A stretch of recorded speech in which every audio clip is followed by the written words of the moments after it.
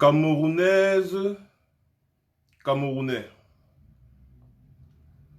L'armée nationale vient de libérer le peuple camerounais de la bande Abia. De leur tyrannie, de leur escroquerie et de leur rapine incalculable, inqualifiable. Oui, l'armée a décidé de mettre fin à la politique criminelle de cet individu contre l'unité nationale de notre cher, beau pays. En effet, le Cameroun vient de vivre au cours de ces 15 derniers mois qu'a duré le régime Biya, les heures les plus noires de son histoire. Son unité est mise en péril, la paix interne troublée, sa prospérité économique compromise, sa réputation nationale ternie. Mes chers compatriotes, vous avez tous été les témoins vivants de l'horrible comédie jouée par le pouvoir défunt, qui se permettait de parler de libéralisme, de démocratie, d'intégration nationale, alors que chaque jour, son action bafouait de façon scandaleuse ses autres valeurs. Les libertés fondamentales du citoyen, telles que énoncées par la Déclaration universelle des droits de l'homme, n'étaient jamais respectées. La Constitution était ballottée au gré des considérations de la politique politicienne. Le gouvernement et ses agents, propulsés à la tête des rouages de l'État, agissaient avec comme pour seule devise, non pas de servir la nation, mais de se servir. Oui, tout se passait comme s'il fallait se remplir les poches le plus rapidement possible avant qu'il ne soit trop tard. Et en effet, c'était bien de cela qu'il s'agissait. Enfin, vous pouvez juger du discrédit jeté sur le Cameroun par la parodie de justice que constitue le dernier procès. Aussi, il était temps de trancher le nœud gordien et c'est fait aujourd'hui. Aujourd'hui, grâce à Dieu, mes chers compatriotes, le cauchemar est terminé.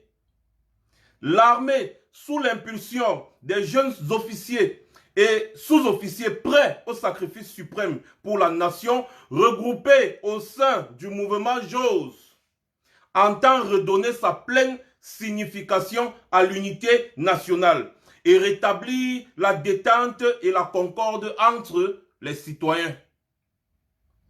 Le peuple camerounais et son armée viennent de remporter aujourd'hui une grande victoire sur les forces du mal.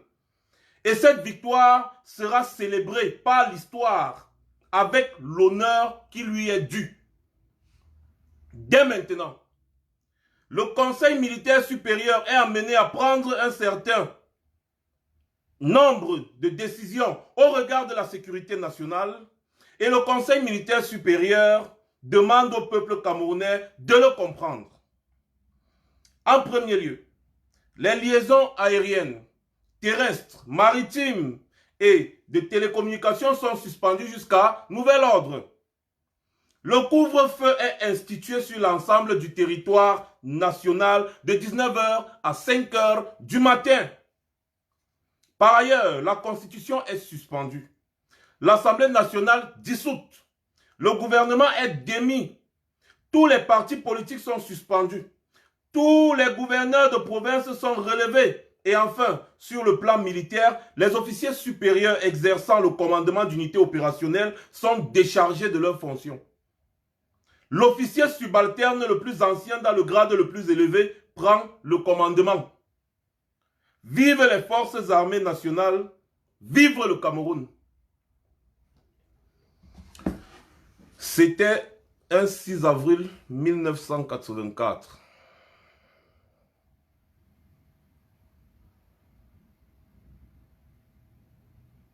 C'était un 6 avril 1984.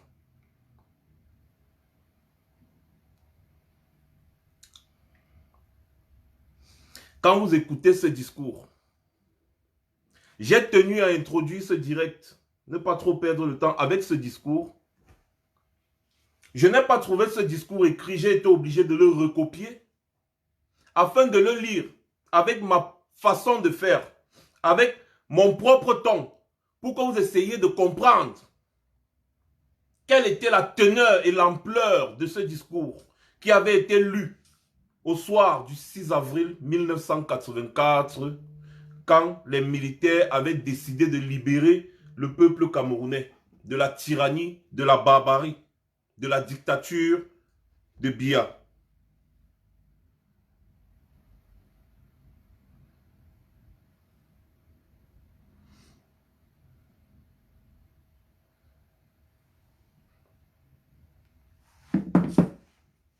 C'était un 6 avril 1984.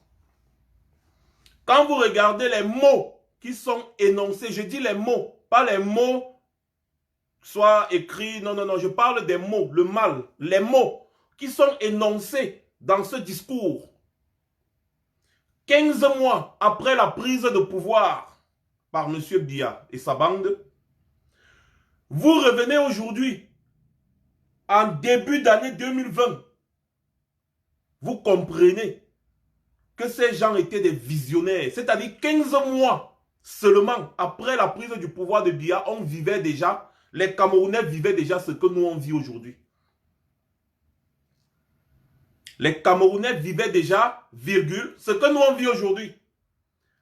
Quand vous regardez, vous écoutez bien ce discours, j'ai pris la peine de copier, de le copier bien, mot pour mot.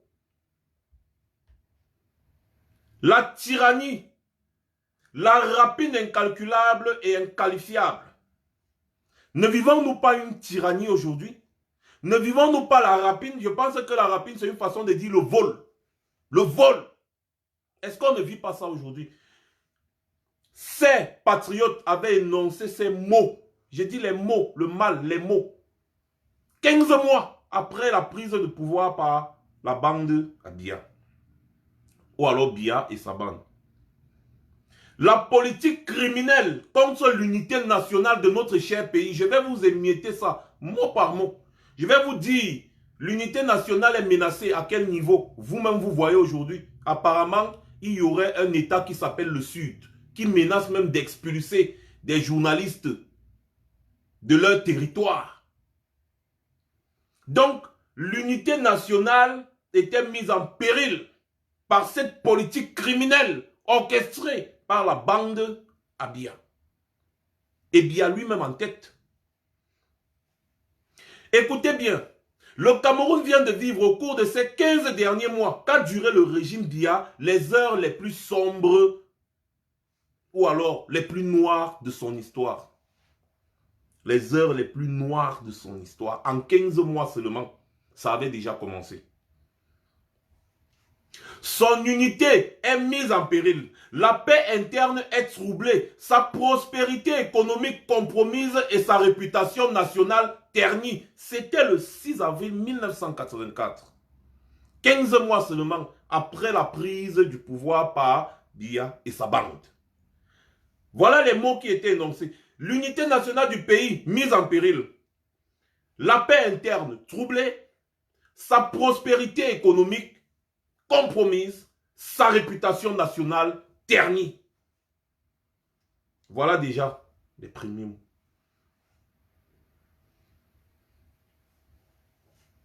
Un pouvoir qui se permettait de parler, qui se permet de parler de libéralisme, de démocratie, d'intégration nationale, alors que chaque jour, son action bafoue de façon scandaleuse ses hautes valeurs. Ce sont eux qui s'asseyent tous les jours, ils disent l'unité nationale, un et indivisible, mais quand tu vois leur agissement, ça va à l'encontre de ce qui sort de leur bouche tous les jours. Ils parlent d'intégration nationale, ils parlent de démocratie. Y a-t-il la démocratie au Cameroun aujourd'hui? Je vous pose la question. Le direct a déjà commencé à être attaqué parce qu'il savait que ce direct allait être un direct mortel. Mais ce n'est pas grave.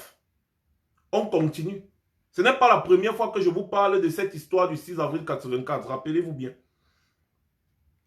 Les libertés fondamentales du citoyen telles qu'énoncées par la Déclaration universelle des droits de l'homme n'étaient pas respectées. Ne sont pas respectées. La Constitution, ballottée au gré des considérations politiques, politicienne. C'est-à-dire, on prend la constitution d'un pays, on joue avec.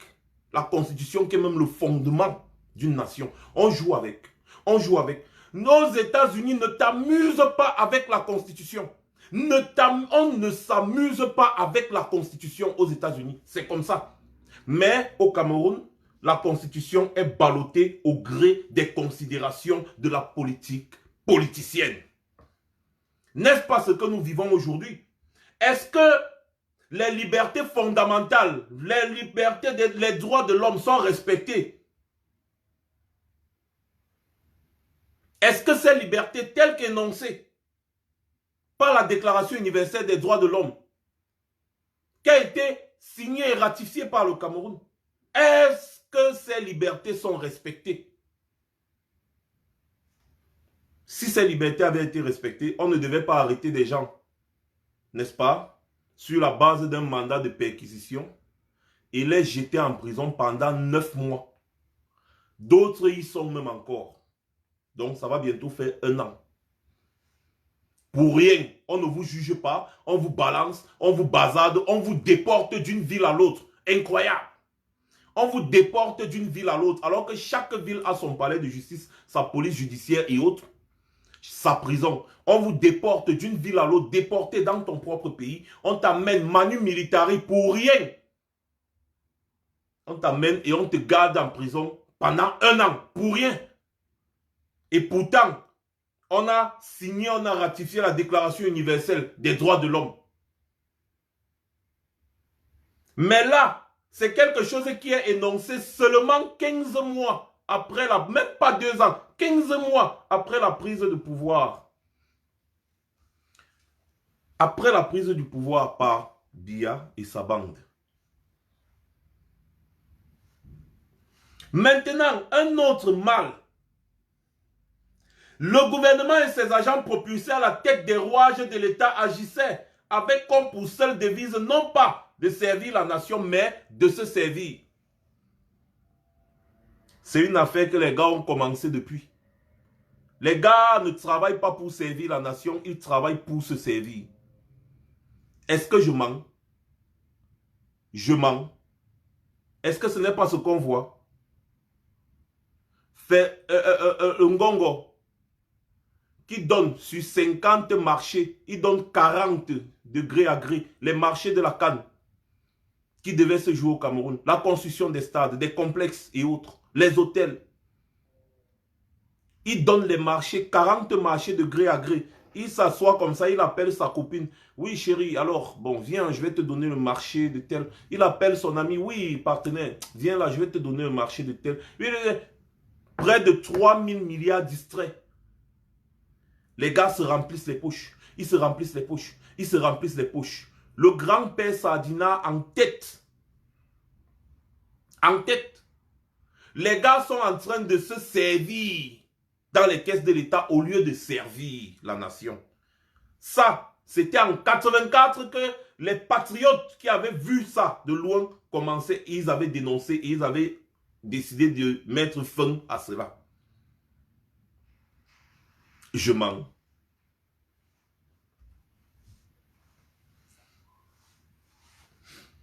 Écoutez très bien.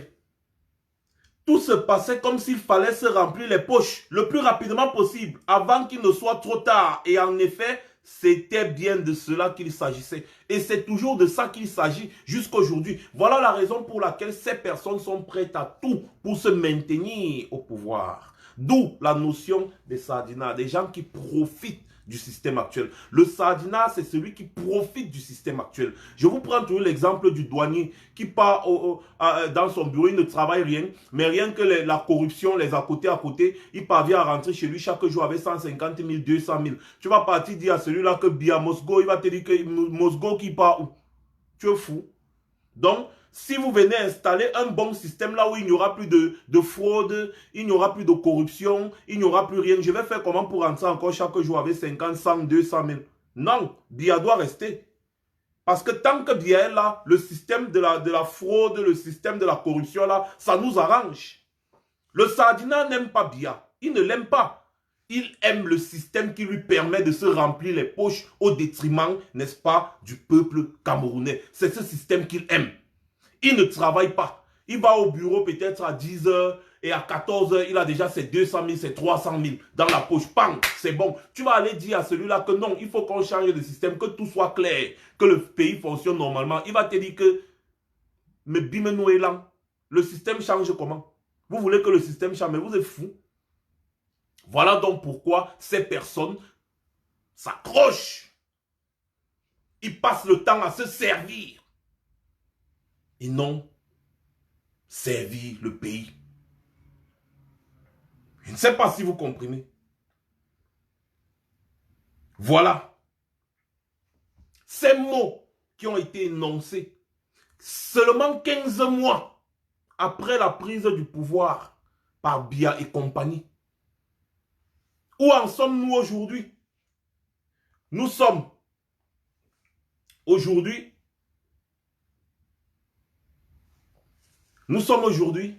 en 2020. Nous sommes en 2020.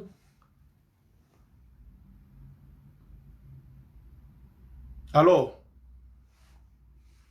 voilà donc le résultat. Vous comprenez donc que si après 36 ans à la tête d'un pays, un président se bat pour y rester, eh bien c'est qu'il a échoué. Si après 36 ans, le tribalisme devient officiel dans un pays, je parle même de 36 ans alors que c'est au moins 38 ans, dans un pays des intellectuels, c'est qu'il a échoué. Ça, ce sont les échecs d'un président que je suis en train de vous énoncer. Si après 36 ans, les 3/4 des diplômés de l'enseignement supérieur sont tous des chômeurs ou encore font des petits métiers, c'est que Biya a échoué.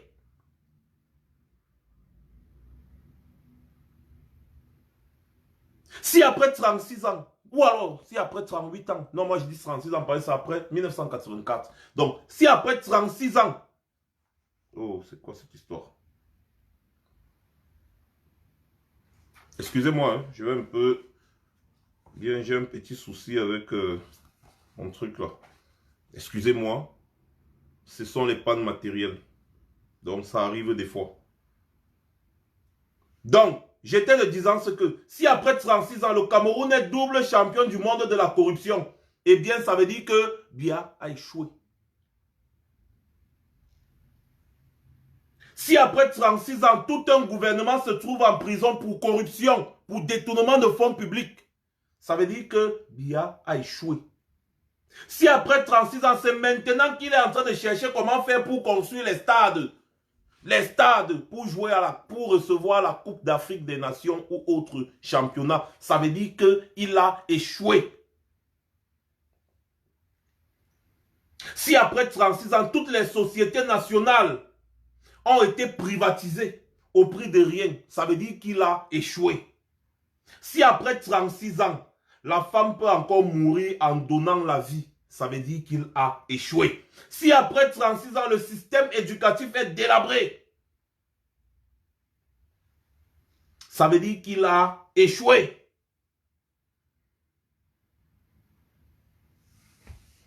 Je peux en citer tellement.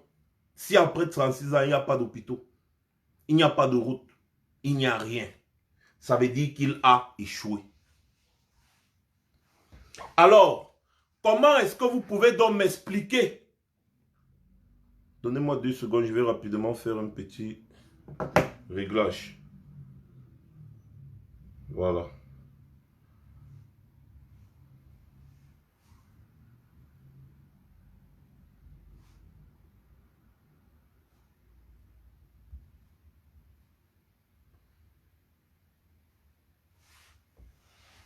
Excusez-moi, hein, j'ai un petit réglage là qui m'embête un peu là.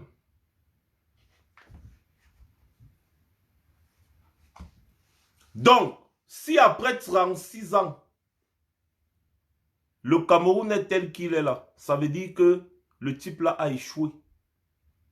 Eh bien, vous voyez que depuis le 6 avril 1984, c'est-à-dire depuis 1984, ces mots étaient déjà énoncés. Ces mots étaient déjà énoncés.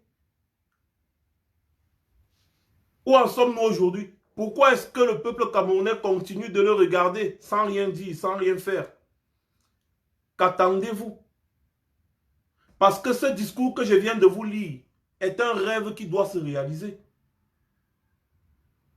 C'est un rêve qui doit se réaliser. Je vais vous prendre un exemple trop simple.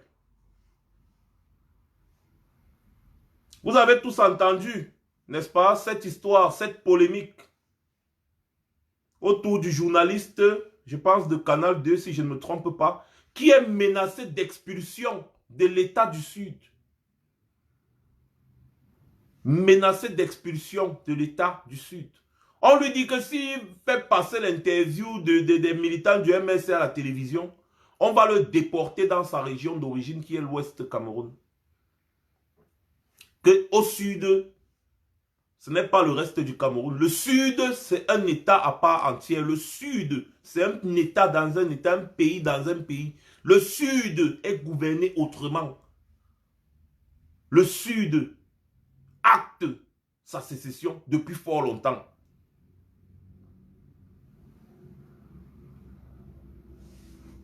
Nous sommes en 2020. Décembre, là, c'est déjà janvier. Nous sommes en 2020. Le Cameroun de Paul Biya est en train de vivre ses moments les plus sombres parce qu'il ne fait que s'enfoncer depuis 1982. 84, les militaires avaient compris ça, ils voulaient le chasser. Malheureusement, il a eu le soutien de la France et tous ces gens-là. On a tué ces militaires. Et depuis, rien n'a changé. Nous sommes en 2020. Un Camerounais dans son pays est menacé de déportation, d'expulsion par des personnes zélées. Un Camerounais est menacé de déportation, d'expulsion dans son propre pays. Où est donc l'unité nationale que les Mbandakani, les Atanganamanda, les Onangini, les gens de Satan Moumou et tous ces pourfendeurs, ces défenseurs du régime tyrannique prônent tous les jours sur les plateaux télé. Ces intellectuels du dimanche qui ont vendu leur conscience et leur âme pour quelques sous, quelques pièces, comme des Judas. Des Judas qu'ils sont. Où sont-ils? Citez-moi un seul jour où en Amazonie, il y a eu des pillages des boutiques des francophones, des ressortissants francophones. Citez-moi un seul jour. Pourtant, en Amazonie, c'est la guerre. S'il y a un endroit où il pouvait avoir des pillages et autre chose, c'est bien là-bas. Mais les Ambaboy ne font pas ces bassesses.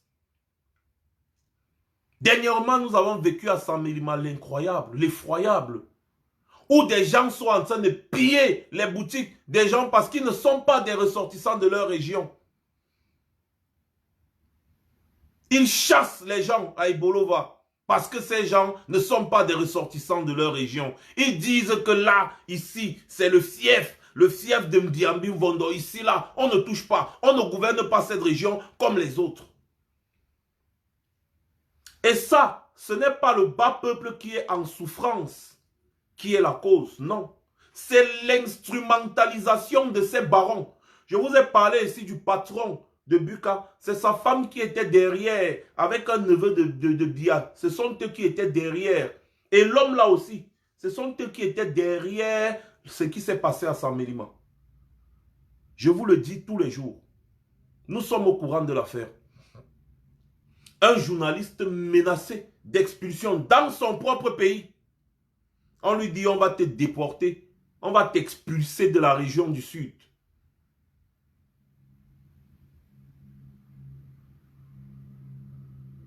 Où en sommes-nous? Quand la médiocrité prône sur la méritocratie, quand on peut prendre un ancien braqueur, oui, attends Andy, c'est de toi qu'il s'agit, un ancien féman, qui est à l'origine des détournements de beaucoup d'argent dans le secteur privé au Cameroun. On prend un ancien bandit des grands chemins et ont le même ministre de l'administration territoriale. On s'attend à quoi?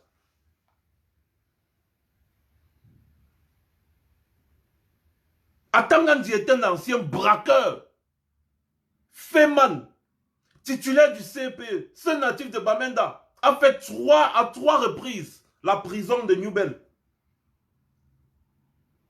Et à sa dernière sortie, il s'est reconverti dans les affaires. D'abord dans la fabrication de la fausse monnaie.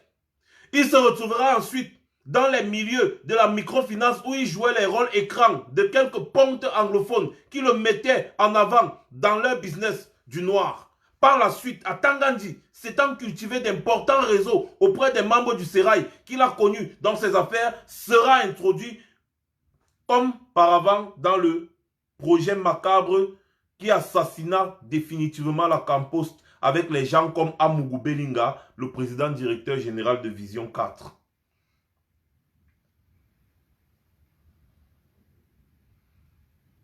Atangandi est un ancien braqueur, féman, fabricant de fausses monnaies, qui, avec les membres de son clan, sont à l'origine de la chute de la Campost. Atangandi. Quand ce genre de piètre individu se retrouve ministre de l'administration territoriale dans un pays, Nawa, oh, Nawa. Nawa. Ce n'est pas moi qui dis, hein, allez vérifier. Les informations sont sur l'internet. Allez vérifier.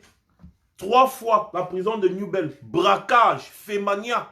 Et quand il sort, il se reconvertit dans les affaires, il commence à fabriquer les faux billets, il se crée des réseaux, tout ça.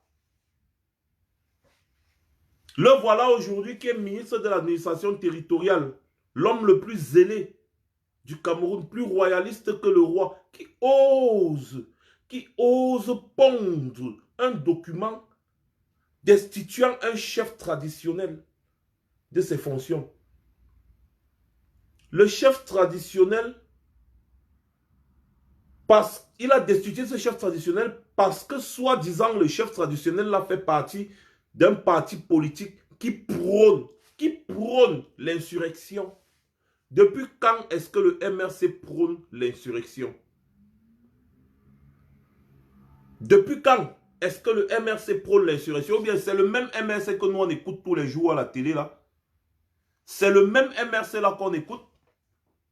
Entre les gens qui pillent, qui volent l'argent du contribuable et ceux qui dénoncent, qui sont ceux qui prônent l'insurrection?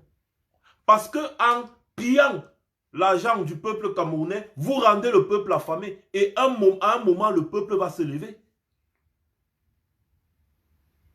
À un moment le peuple va se lever. Comment est-ce qu'un individu aussi macabre peut pondre un document aussi scandaleux, destituant un chef traditionnel de haut rang, de haut degré, comme Sa Majesté Bilo Ifa? Pour qui se prend cet individu? Cet ancien braqueur, cet ancien féman. Je ne t'ai pas oublié. Je vais manger tes yeux dans le pépé soupe. Moi, je t'ai toujours dit ça. Que le moment venu, on va nous laisser dans la chambre à deux. Je vais déguster, je vais te déguster. Parce que ça, c'est un monsieur à déguster. Cet ancien braqueur, cet ancien féman, cet ancien fabricant de fausses monnaies, qui fait partie des personnes qui ont attissé le feu dans les régions anglophones. Des personnes qui ont attissé le feu en Amazonie. Oui. Ce sont des gens qui partaient partout, ils disaient, il n'y a pas de problème anglophone au Cameroun. Mais où est passé l'argent des sinistrés de Ngouaché? Tangandi. Où est passé l'argent qu'on devait donner, recaser les gens dans les régions anglophones? Si bien qu'aujourd'hui, on voit John Guté présider un comité pour collecter l'argent pour reconstruire les zones anglophones ou alors reconstruire l'Amazonie. L'Amazonie, je dis. Un endroit qui est en guerre. Mais vous allez aller reconstruire quoi là-bas?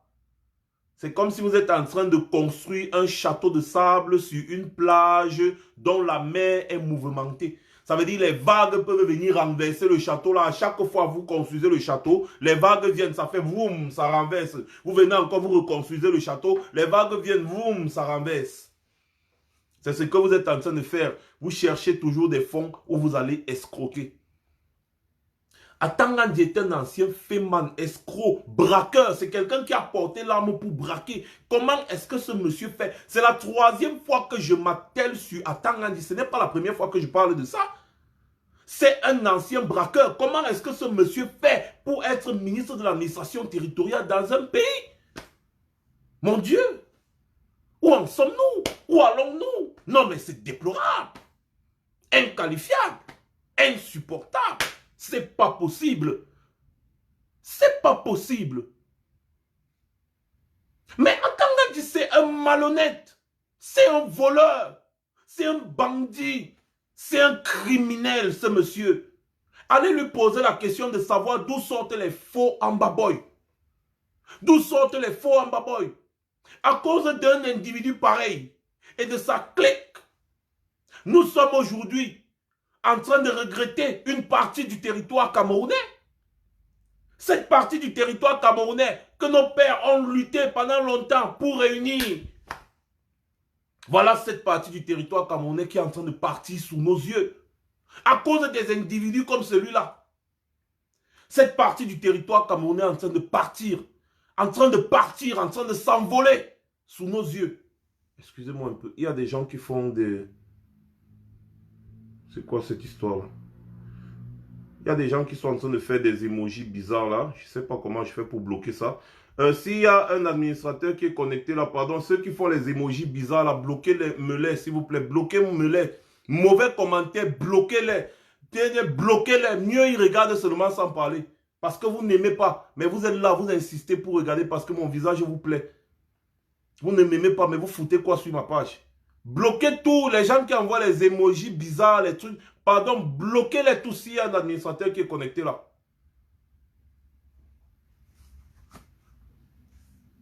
À cause d'un individu, des individus comme celui-là, Atangandi, le pays est en train de se séparer, se diviser. Je vous avais dit ici, je vous avais prévenu que bientôt, les États vont commencer à reconnaître l'Ambazonie petit à petit. Après, vous allez entendre qu'il y a déjà l'ambassade de l'Ambazonie dans un pays. Dès que vous allez entendre seulement qu'il y a déjà l'ambassade de l'Ambazonie dans un pays, pam, c'est fini. Hein. La question sera débattue à l'ONU. Et après, là, c'est bon. Hein. Il suffit qu'il y a quelques pays qui reconnaissent l'Ambazonie, là, un temps de mouvement, pam, pam, pam, pam, pam, tum, on vous dit seulement que non, l'Ambazonie sera désormais indépendante. Regardez le Soudan du Sud. Regardez bien l'Érythrée. Regardez bien ce qui se passe. Regardez très bien ce qui se passe. Regardez très bien ce qui se passe. Aujourd'hui, un État au Brésil a déjà reconnu jusqu'à mettre le drapeau de l'Ambazonie sur un document officiel. Pour vous, vous croyez que c'est petit? Mais non, ce n'est pas petit, les gars. Non, ce n'est pas petit. Un État qui met déjà le drapeau de l'Ambazonie sur un document officiel. Officiel. Ça veut dire que c'est chaud. Oui. Continuons de vociférer sur Facebook. Continuons de parler. Ah, les terroristes sécessionnistes là, ils vont faire quoi? Ah, ils vont faire quoi? N'est-ce pas votre gouvernement a déclaré que les gars, il y a déjà 740 militaires qui sont morts? Les 740 militaires là ont fait comment pour mourir? Vous savez ce que ça signifie la mort de 740 militaires? Militaires formés dans une partie du pays. Vous savez ce que ça signifie? Quand le gouvernement reconnaît qu'il y a 740, ça veut dire que le chiffre qu'ils ont donné là, c'est au moins x5. C'est au moins x5. Ça veut dire qu'il y a minimum 3500 militaires qui sont morts là-bas. Oui, au moins 3500 militaires. Parce que quand ils disent 740, c'est ceux qui sont même rentrés, ils sont morts. Les gens qui ne répondent pas à l'appel, les gens portés disparus, les machins, les gars limitent toujours les chiffres. Le gouvernement officiellement limite toujours les chiffres. Aujourd'hui, on parle, le gouvernement officiellement, on parle de 12 000 morts dans les régions anglophones, 12 000 morts en Ambazonie. Mais quand vous allez regarder, c'est au moins 15 000. Vous croyez que c'est la rigolade? Cette partie du territoire représente au moins 20% de la population camerounaise. Vous croyez que c'est la rigolade? Non. Aujourd'hui, ce n'est plus la population camerounaise. Ce n'est même plus une partie du territoire camerounais. C'est une partie, c'est l'Ambazonie. C'est en train de devenir, au fur et à mesure, le téléchargement est déjà au moins à 70%. Le téléchargement de l'Ambazonie est déjà au moins à 70% à cause des individus, comme à Tangandi. On s'adresse à Elekam, à Tangandi sort de ses gonds. On parle des problèmes entre partis politiques, à Tangandi sort de ses gonds. C'est toujours le même à Tangandi qui a sémé les problèmes dans le CPP. C'est le même qui a sémé les problèmes dans le CPP. C'est toujours le même individu mal intentionné. Mais, mon cher Atangandi, Field Marshal t'a demandé de venir le destituer aussi dans le Lébi Alem, non? Pourquoi tu ne peux pas destituer Field Marshal?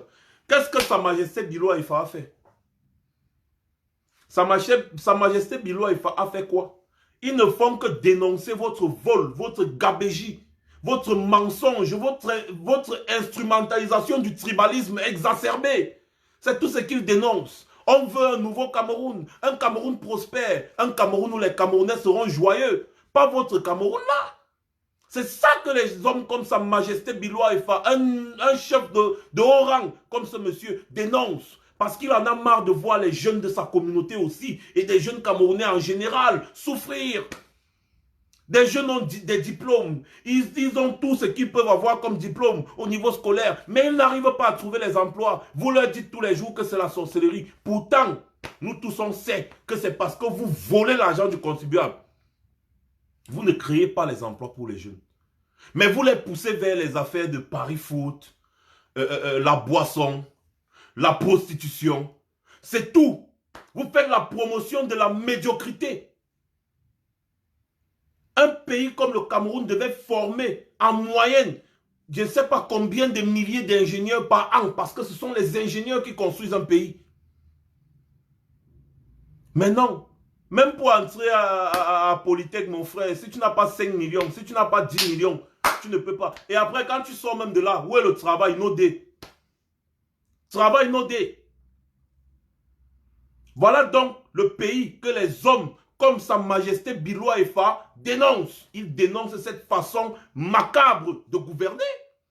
Et à cause de ça, vous pondez un bout de torchon pour destituer un chef traditionnel. Monsieur, je vais vous rappeler que les chefs traditionnels, c'est une affaire sanguinaire. C'est-à-dire, c'est dans le sang. Bon, some good man like you, not fit destituer son chef traditionnel. Go do it, au Lébi Alem. Field Marshal t'a appelé que, mais mon ami, viens me destituer. C'est toi que j'attends. À Salon Field Marshal, Foya. Some courageux man, yes. Field Marshal, I salute you. Yes.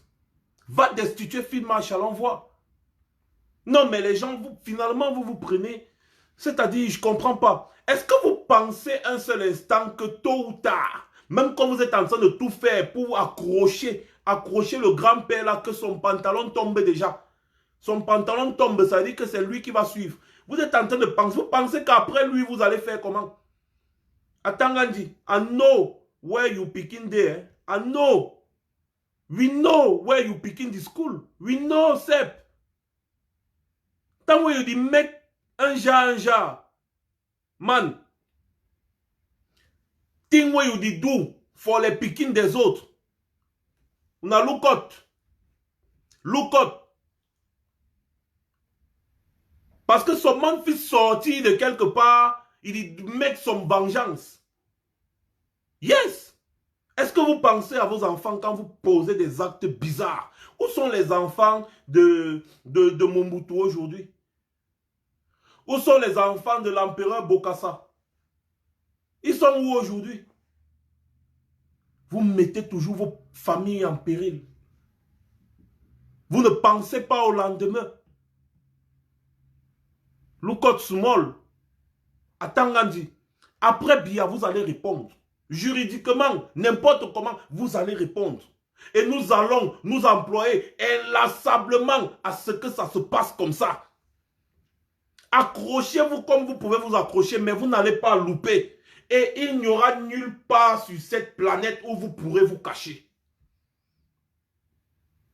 Nulle part sur cette planète où vous pourrez vous cacher. Nos enfants sont au Cameroun, ils souffrent. Mais vous, vos enfants sont ici, fréquentent d'abord école américaine qui coûte les millions et les millions par an. Des millions, des dizaines de millions par an. Vous payez ça avec l'argent. Vous avez pris le temps de travailler l'argent là quand vous payez ça. Son pays où les hommes d'État sont plus riches que les hommes d'affaires. Naouchka Balok dit non, Massa. Son pays où les hommes d'État sont plus riches que les hommes d'affaires.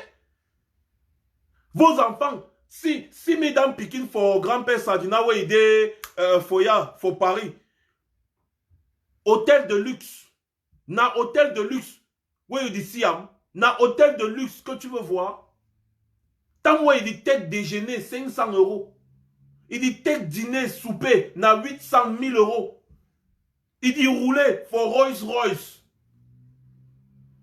hein, il dit slip pour les hôtels de luxe. La nuit d'écouter n'a pas 3 000 €, n'a pas 5 000 €. N'a money pour contribuable camerounais, il paye. C'est l'argent du contribuable camerounais qui paye tout ça. Pikin for le grand-père Sardina.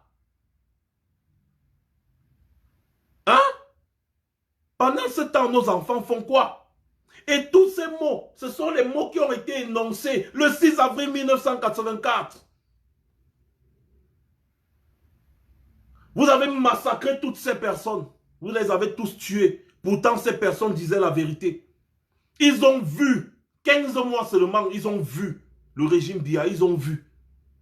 15 mois seulement, ils ont vu, ils ont dit non, non, non, non, non. Ils se sont sacrifiés. Voilà pourquoi j'appelle le peuple camerounais ici ce soir, aujourd'hui. Peuple camerounais, le mouvement JOS, doit revoir le jour. J'appelle ici toutes les personnes qui peuvent travailler dans ce sens à entrer en contact avec nous pour qu'ensemble nous remettions ce mouvement d'actualité, le mouvement JOS. Aujourd'hui, grâce à Dieu, mes chers compatriotes, le cauchemar est terminé. L'armée, sous l'impulsion des jeunes officiers et sous-officiers prêts au sacrifice suprême pour la nation, regroupés au sein du mouvement JOS, entend redonner sa pleine signification à l'unité nationale et rétablir la détente et la concorde entre les citoyens camerounais. Le mouvement JOS doit revoir le jour pour rétablir la justice dans notre pays. C'est trop.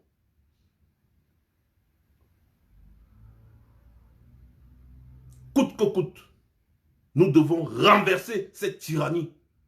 Coûte que vaille, nous devons renverser cette tyrannie. Le mouvement JOS doit revoir le jour. Et je redis, je réitère, j'appelle toutes les personnes qui pourront apporter leur soutien à ce mouvement d'entrer en contact avec nous. Pour qu'ensemble nous rétablissions ce mouvement et que nous le remettions d'actualité. Ce mouvement JOS, qui était constitué en majorité des jeunes officiers et sous-officiers de l'armée prêts au sacrifice suprême pour la nation. Oui, le mouvement JOS a failli nous sauver le 6 avril 1984 et nous pouvons remettre d'actualité ce mouvement JOS. Et nous devons oser. Parce que ce n'est qu'en essayant qu'on finit par réussir. Ce n'est qu'en essayant qu'on finit par réussir. Ça fait déjà 2 ans et demi, bientôt 3 ans qu'on vous conscientise. On vous dit, on vous explique par A plus B que ce régime est maléfique, satanique, satrapique. On ne va pas passer le temps à crier. On ne va pas passer le temps à vous expliquer ce qu'on a déjà expliqué. On a déjà expliqué jusqu'à l'explication est terminée. L'explication est finie. Maintenant, il est temps que le mouvement JOS reprenne son actualité. Ce mouvement JOS pourra regrouper tous les mouvements entités, toutes les entités combattantes. Ce mouvement JOS sera le mouvement qui pourra enfin déloger le tyran. Ce mouvement JOS-là est celui qui a failli destituer le satrape. Je suis sûr que quand le satrape entend le mot j'ose, j'ose, quand il entend ça, j'ose, c'est-à-dire oser, j'ose, il ne dort plus bien. Parce que ça rappelle le 6 avril 1984, le jour où il a failli être destitué. Donc imaginez, c'est un mauvais rêve pour lui. Donc si on remet ça d'actualité, ce monsieur ne va plus dormir. Et si on ne fait rien, nous sommes non seulement en train d'acter la séparation de notre pays, qui est même déjà séparé à 70%, mais aussi en train d'acter, n'est-ce pas, la partition du pays du côté du sud, là où les gens du sud veulent déjà déporter les gens. Et c'est ce que les barons Sardina veulent. Ils veulent la guerre parce qu'ils vous ont toujours dit, c'est Biya qui maintient la paix dans ce pays. Ça veut tout dire. Que si Biya n'est pas là, ils vont faire la guerre. Ils vous ont dit, après Biya, c'est Biya. Que c'est Biya. Ce n'est que Biya qui connaît maintenant, qui maintient la paix. Donc, on peut dire que Biya a un cordon ombilical entre la paix et la guerre. Si on coupe les deux, boum, ça se tamponne. C'est ce qu'ils sont en train de vous dire.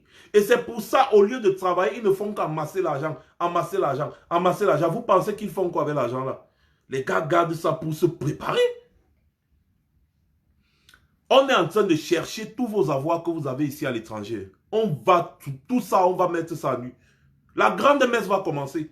La grande messe va commencer. Ce sera maintenant le one time, pom pom pom, one time, pom pom pom. Début janvier, parce qu'on est en train de travailler bien dans le cadre de cette émission, la grande messe, l'évangile selon Max Seigneur Ivoire. Vous allez souffrir. Tout l'argent que vous avez mis ici, vous allez souffrir. Les barons là, vous allez souffrir. Vous allez souffrir. On va vous mettre à nu ici. Vous n'aurez plus de téléphone parce que même vos numéros de téléphone, on va vous appeler ici en direct. Le peuple va voir comment vous souffrez. C'est-à-dire, on va chercher vos numéros comme ça. Bon, voici Grégoire Ona. Bang, on lance l'appel en direct. On voit comment tu fuis. On voit comment tu raccroches. On lance l'appel en direct. Même toi, grand-père Sardina, on va lancer ton appel en direct. Je vais finir par avoir ton numéro. On va lancer l'appel en direct. On va te dire que tu veux quoi au Cameroun. Vous tous là, vous allez passer à la cuisine. La grande messe, ce sera la magie. Ce sera tous les samedis à partir de 21h30. Dès début janvier, je vais vous mettre la fiche et le teaser. Ce sera la patte du jamais vu. Ils vont souffrir avec nous. Ils vont souffrir avec nous. C'est-à-dire, on va vous mettre mal à l'aise. C'est fini, hein. Le mouvement JOS doit revoir le jour. Et le mouvement JOS va finir ce qu'il avait commencé le 6 avril 1984. Le mouvement JOS va revoir le jour et il va finir ce qu'il avait commencé le 6 avril 1984. JOS, le peuple JOS, JOS. On va oser. Qui n'ose pas, ne peut pas savoir s'il peut. Si tu n'essayes pas, tu ne peux pas savoir. JOS. Il faut que toutes les entités qui combattent Biya se mettent ensemble pour mettre sur pied ce mouvement JOS. Parce qu'effectivement, c'était un collectif. Ce n'était pas une bande d'individus ou bien une réunion entre quelques individus, non. C'était tout un collectif. Ces gens sont en train de nous pousser à bout. Est-ce que vous allez rester là, regarder comment le Cameroun est en train de partir en miettes? Est-ce que vous allez rester regarder comment le Cameroun part en miettes? Qui ne dit rien consent? La neutralité, c'est choisir le côté de l'oppresseur. Parce que si tu ne dis rien, tu consens.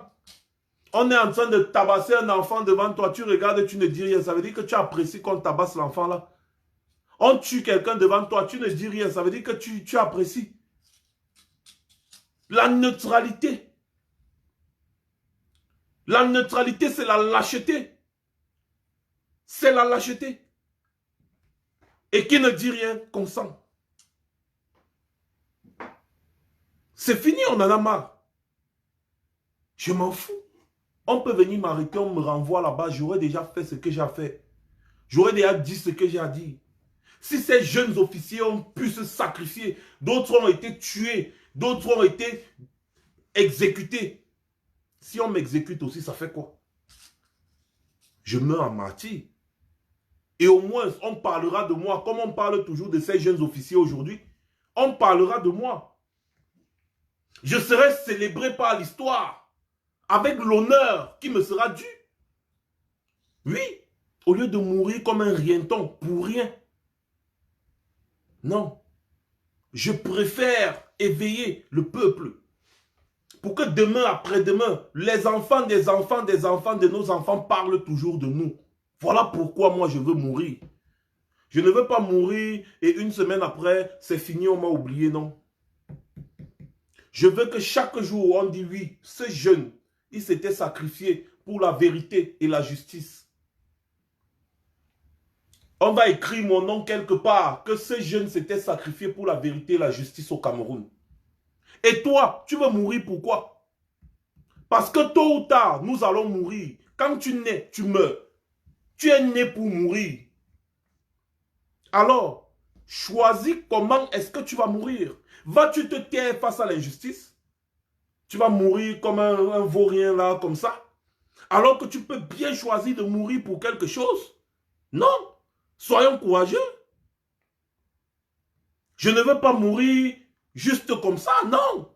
Puisque je vais mourir tôt ou tard. Je suis né, donc je dois mourir. À moi maintenant de décider sur comment est-ce que je vais mourir. À moi de décider si je veux mourir incognito ou alors je veux mourir pour que demain, après-demain, on parle de moi. Aujourd'hui, on parle de Patrice Lumumba, de Thomas Sankara. Vous pensez que si Patrice Lumumba et Thomas Sankara se contentaient de manger le porc, boire la bière, jouer le pari-foot, jouer le tapé-tapé, on allait encore parler d'eux aujourd'hui? Est-ce qu'on allait parler d'eux? On n'allait pas parler d'eux. Mais ils ont décidé d'écrire l'histoire de leur pays en prenant leurs responsabilités. Et voilà pourquoi on parle d'eux jusqu'aujourd'hui. Ils sont nombreux comme ça, en Afrique et dans le monde. Si Nelson Mandela était resté tranquille, pendant que les gens se battaient, lui il devait plutôt chercher à aller au bar, boire les bières. Il part, il s'assoit au bar, il dit mon frère, battez-vous là-bas. Est-ce qu'on allait parler de lui aujourd'hui? Non, il faut oser. Il faut oser. Nelson Mandela a choisi d'oser. Est-ce que Gandhi, s'il était resté tranquille, combien de moines sont morts? On ne connaît même pas qui ils sont. On ne parle pas d'eux. Mais on parle toujours de Gandhi aujourd'hui. Pourquoi? Parce que Gandhi avait choisi de ne pas mourir pour rien. Il y a combien de plus intellectuels que Nelson Mandela qui sont morts en Afrique du Sud? Il y a combien de plus intellectuels congolais qui sont morts au Zaïre?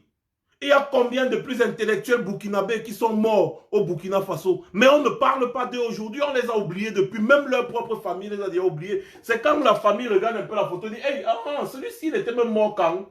On ne connaît même plus la date de sa mort. Et pourtant, Thomas Sankara, dans la même famille, on va te dire que non, Thomas Sankara était mort tel jour, telle date, telle date. Pareil au Congo, pareil un peu de partout. Il faut oser. Il faut oser. Il faut écrire l'histoire du pays. Il faut écrire l'histoire de votre pays. Alors il faut participer à l'écriture de l'histoire de votre pays. Surtout quand votre pays est pris en otage par une bande d'individus mal intentionnés qui ne font rien d'autre que nuire. Nuire au peuple, nuire au peuple. Il faut oser. Moi, j'ai décidé de ne pas mourir pour rien. Je veux mourir aujourd'hui, je peux mourir aujourd'hui, on parlera de moi. On parlera toujours de moi. Demain, après-demain, on parlera de moi. Pourquoi est-ce que toi, tu veux mourir pour rien? Quelqu'un va me dire j'ai peur de mourir. C'est la plus stupide réponse que j'ai jamais comprise dans ma vie. Tu as peur de mourir, pourtant tu vas mourir.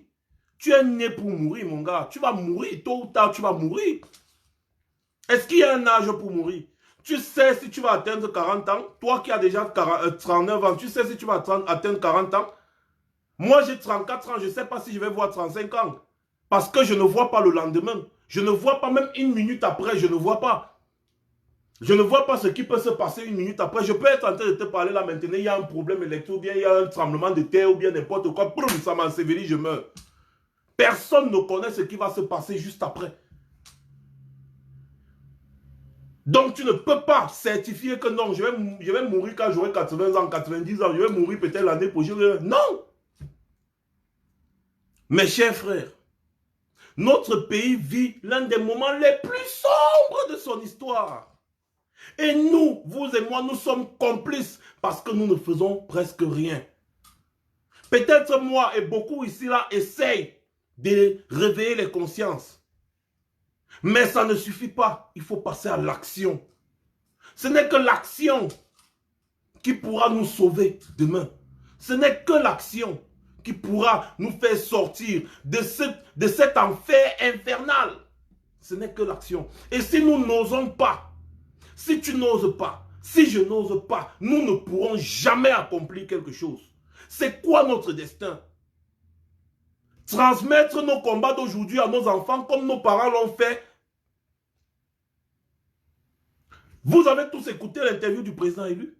Son combat, c'est de ne pas transmettre sa lutte à ses enfants. Il doit accomplir sa lutte. Et moi également, je dois accomplir ma lutte. Est-ce que toi, tu vas accomplir ta lutte? Alors, si tu vas accomplir ta lutte, il faut oser.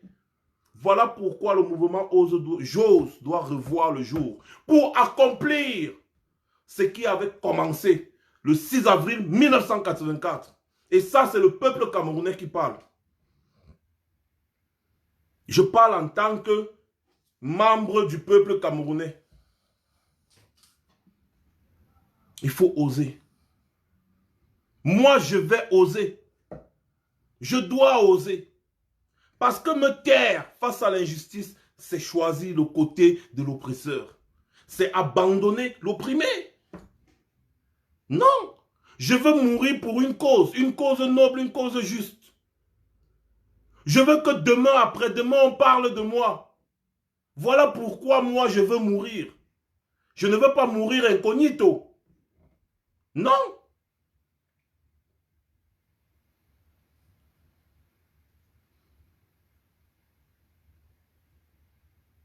Qu'on arrête de vous tromper. Je vous ai pris un exemple trop simple. Regardez ce qui se passe en Amazonie 2. Est-ce que vous avez déjà vu, les Amazoniens ont chassé les francophones, ils ont pillé les boutiques des francophones, mais non. Mais allez voir ce qui s'est passé à Samelima dernièrement. Entre ces deux, qui est-ce qu'on tue? On tue les Amazoniens. On les accuse de séparatisme, de sécessionnistes et autres. Mais ceux-là qui sont en train de chasser les autres ennemis de leur territoire, de leur soi-disant territoire, ils oublient que nous sommes dans un pays pour eux. L'État du Sud est un État indépendant, donc ils ont acté la sécession depuis. L'État ne peut pas les tuer, pourquoi? Pourquoi on ne peut pas aussi tirer sur eux? Pourquoi on ne va pas tirer sur eux?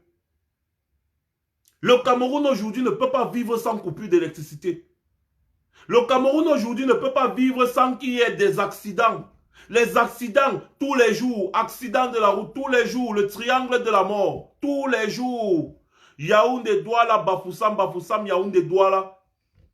Triangle de la mort. Tous les jours, c'est les morts, les morts, les morts, les morts. Et ce qui est bizarre, c'est que tu vas voir parmi ces morts-là, il y avait quelqu'un qui, il y avait certains qui disaient que pardon, moi, pardon, je ne parle pas moi de la politique. Parlez de votre politique là-bas. Je ne veux pas moi mourir. Je ne veux pas aller en prison. Moi, je ne parle pas de la politique. Donne-moi pas monter dans le bus. Accident grave. Il dit die. 15 minutes plus tôt ou bien la veille, il disait, je ne parle pas moi de politique. Occupez-vous de la politique là. Moi, je ne m'occupe pas moi de la politique. Je suis apolitique. On lui disait que, gars, il y a les morts au nozo. Vraiment, il faut revendiquer. Il y a la guerre en Amazonie. Vraiment, il faut revendiquer. Il faut qu'on manifeste. Il dit, qui va manifester? Mon frère, envoie tes enfants. L'enfant de qui, moi, il va aller manifester. Pourquoi? Qui va nourrir ma famille? Mon frère, laissez-moi ça. Il porte ses pieds, kounia, il peut monter dans le bus. La route est petite comme ça là. La route est petite comme ça. Le bus roule. Accident grave. Il dit die. Il don't die. C'est fini. Voilà les exemples palpables. C'est fini. Et ils sont des centaines comme ça qui meurent tous les jours. Tous les jours, ils sont en train de mourir comme des mouches sur des petites routes, des petites pistes. Alors que si la route là était bien construite, s'il avait un bon gouvernement, il avait au moins 90% de chances de bien voyager. Voire 99% de chances de bien voyager. Mais non, il ne sait pas qu'il est de sa responsabilité de réclamer des routes. Non, il va te dire que hey, mon frère, je suis apolitique. Mon frère, je suis apolitique, je ne veux pas moi mourir. Je ne veux pas moi mourir. Hey, pardon. Il prend la route, il y a un des doigts là, pum, bancomo. Pouma, n'importe où là, accident, pum, pum, pum, pum, pum, pum, 10 morts, 20 morts. Il est mort. Ouais, il est mort. Voilà, monsieur la politique est mort. Madame apolitique est morte.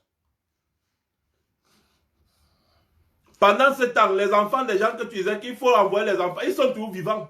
Et ils sont toujours en train de parler de la politique. Mais toi qui disais, je suis apolitique, tu es déjà mort. Tu es mort où? En route. Voilà une autre femme. Boum, boum, boum, boum, boum, boum. Hey, pardon, laissez-moi avec les affaires là. Pardon, laissez-moi avec les affaires de politique. Il portait la grossesse. Elle court à l'hôpital à Kentini. Money no day. Madame, if you no get money, on ne te regarde pas. Je n'ai pas l'argent. Ouais, après l'enfant, complication de grossesse, il dit die. Il dit die avec ses enfants. C'est triste, mais c'est ce qui se passe. Elle meurt avec ses enfants. Alors qu'il y avait, elle disait, pardon, ne me parlez pas de politique. Pardon. La politique. Non. Là, voilà qui est morte à l'hôpital, devant l'hôpital comme ça, là, parce qu'il n'y avait pas l'argent. Il n'y avait pas 5 000, il n'y avait pas 2 000. La politique, c'est la politique qui t'a tué, madame. C'est la politique qui t'a tué. Parce que la politique, c'est la politique qui fait les hôpitaux, qui fait les écoles, qui construit les routes. C'est la politique qui gère un pays. On ne fait pas la politique si on n'aime pas le peuple. Normalement, c'est comme ça. Quand on décide de faire la politique, c'est un sacrifice. C'est une façon de travailler pour mettre le peuple à l'aise. Mais malheureusement, chez nous, c'est le contraire. Les gens font la politique pour s'enrichir. Bon, pardon, je ne parle pas de celui-là. Les gens font la politique chez nous pour s'enrichir. Et c'est triste. Le mouvement JOS doit revoir le jour. Entre-temps, la campagne du bus, vous voyez le lien est épinglé là. Hein? Non, le lien est sur la tête du direct. La campagne pour offrir un bus au président élu. Parce que ce monsieur pourra nous offrir un Cameroun nouveau. Oui, parce qu'après la chute de Biya, il faudra que le pays soit géré. Donc, la collecte est déjà à 7 000 euros sur PayPal. Donc, j'invite tous ceux qui n'ont pas encore tontiné ici à aller tontiner. Tontiner pour offrir un bus au président élu. C'est la moindre des choses. Le Cameroun a besoin d'un homme comme ce monsieur pour diriger. Le Cameroun n'a plus besoin des hommes comme Biya et sa bande. Oui, nous avons fait notre choix et assumons-le. Mais les actes que nous posons sont des actes posés individuellement. Ça n'a rien à voir avec lui. Il faut savoir dissocier. Alors, mes chers frères et sœurs, je vais clôturer en disant merci Christian Diomo, j'ose. Tu oses. Il ose. Nous osons. Vous osez. Il ose. Nous devons oser. Le mouvement JOS doit revoir le jour. Le mouvement JOS doit reprendre là où il avait laissé le 6 avril 1984. Le mouvement JOS a la responsabilité de chasser le régime tyrannique Biya, comme il avait commencé en 1984. Le mouvement JOS doit revoir le jour. C'est pourquoi j'appelle le peuple camerounais ici ce soir. Tous ceux qui peuvent participer de près ou de loin, intellectuellement, à la formation et à la mise en place de ce gouvernement, de ce mouvement, excusez-moi, de nous contacter. Parce que ce mouvement doit revoir le jour. C'est le seul mouvement qui a failli atteindre l'objectif. Et nous devons reprendre là où ce mouvement avait laissé. Il est temps. Je ne veux pas mourir pour rien. Et je sais que vous aussi. Alors, mettons-nous définitivement au travail. Passez une bonne soirée. C'était Max Seigneur Ivoire. Le combat ne fait que commencer. C'est déjà le début de la fin pour le régime tyrannique. J'ai décidé d'oser. Et vous?